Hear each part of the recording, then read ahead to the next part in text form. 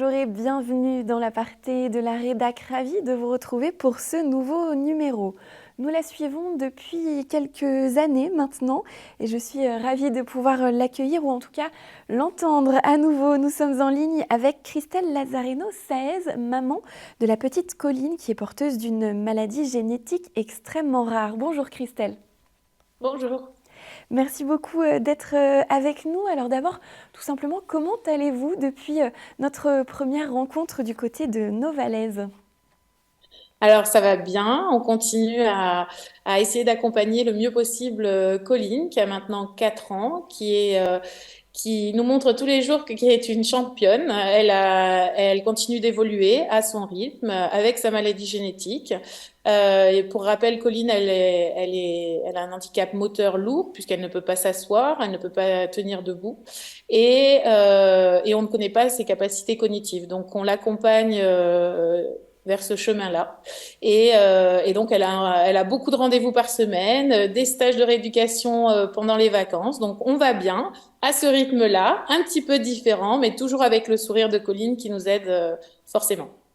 On l'a vu sur ces quelques images que nous avions tournées avec vous, donc qui datent déjà un petit peu, puisque c'était en septembre 2021, nous vous avions rencontré alors que vous portiez un projet au budget citoyen de la Savoie, un projet d'aire de jeu inclusive. Est-ce que vous pouvez nous rappeler un petit peu le projet, quel était ce projet et surtout quel chemin il a fait depuis?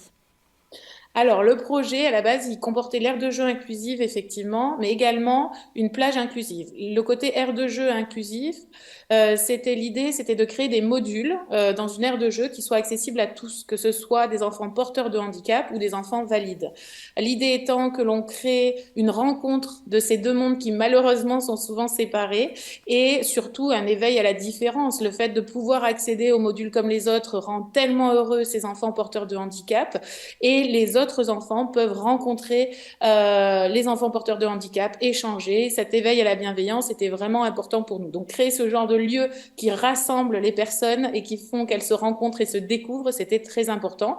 Donc ces modules de jeu sont adaptés pour enfants valides et porteurs de handicap. C'est par exemple un tourniquet qui aura du sol et qui, avec une barre en moins, permet au fauteuil de s'adapter. C'est une rampe sur les structures de jeu qui permettent aux enfants porteurs de handicap d'accéder au même jeu que les autres. Voilà. Et pour le côté plage inclusive, on avait mis dans le projet initial l'achat de tir à l'eau, qui sont des fauteuils roulants flottants, qui permettent aux personnes d'accéder à l'eau de manière digne, et non pas des fois comme elles peuvent ou à quatre pattes quand il n'y a rien. Et puis surtout de flotter pour les personnes qui ne pouvaient pas, qui ne peuvent pas nager. Et donc ça permet d'avoir un vrai échange quand on flotte, au lieu d'être porté par quelqu'un d'autre. C'est pas forcément ce dont on a envie.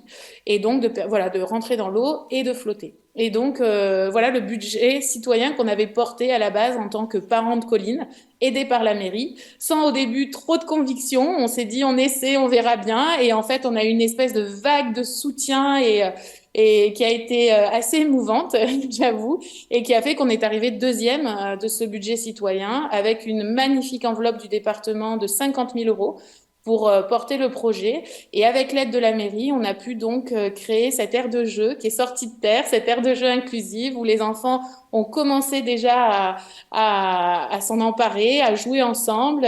Et j'avoue que c'est très émouvant de voir qu'on a été là au début de l'idée et de voir l'idée qui sort de terre. Et cette aire de jeu inclusive sera donc inaugurée le 16 juin prochain. Voilà. Pour ce qui est de la plage inclusive, si je rebondis là-dessus, du coup, dans l'enveloppe, même si elle était conséquente, on n'avait pas le budget pour créer cette plage inclusive en achetant ces tirs à l'eau, ces fauteuils roulants flottants. Et donc, on s'était rencontrés aussi à ce moment-là, une journée festive pour rendre le lac accessible. Donc, l'idée était que des associations viennent nous aider à faire une journée pour récolter des fonds pour acheter des fauteuils roulants flottants et les mettre à disposition du lac d'Aiguebelette. Et on a la chance d'avoir eu, encore une fois, une vague de soutien qui est tellement touchante, qui fait qu'on a pu acheter 2 tirs à l'eau qui seront inaugurés ce samedi 29 avril. Et justement, donc, vous organisez un grand événement autour de cette inauguration, donc de ces tirs à l'eau qui aura lieu, vous l'avez dit, ce samedi. Qu'est-ce qui va se passer autour de la plage? Alors, à la base, il y a la communauté de communes, l'Office du tourisme, la mairie de Novalaise et notre association, parce que depuis, on est devenu une association hein, en promouvant l'inclusion sociétale par l'aire de jeu, par la plage inclusive. On a créé une association autour de ça pour continuer à faire ça et aussi aider Colline à se développer le mieux possible. Et donc, toutes ces personnes ensemble ont créé une journée qui s'appelle Aiguebelette Outdoor, qui est tournée vers une journée 100% sport. Donc, il y a des sports qui sont très nature, comme le trail, le parapente, etc. Et puis, nous, on a fait la partie inclusion. Donc, on propose des sports qu'on connaît peut-être qui sont un peu plus classiques, mais de manière adaptée. Donc, il va y avoir un club d'escalade qui vient montrer comment on peut faire de l'escalade en sport adapté. Il va y avoir un match de basket fauteuil. On a le prêt d'un paddle qui est adapté pour les personnes qui sont en fauteuil roulant. Il y aura donc la fameuse inauguration de ces tirs à l'eau qui est tellement une source de joie de pouvoir offrir ça aux gens. Voilà, il y aura aussi bien sûr une animation musicale. Le but c'est de faire la fête ensemble, etc. et d'être tous ensemble autour du sport qui soit un vecteur d'inclusion. Et l'association propose un défi sportif solidaire.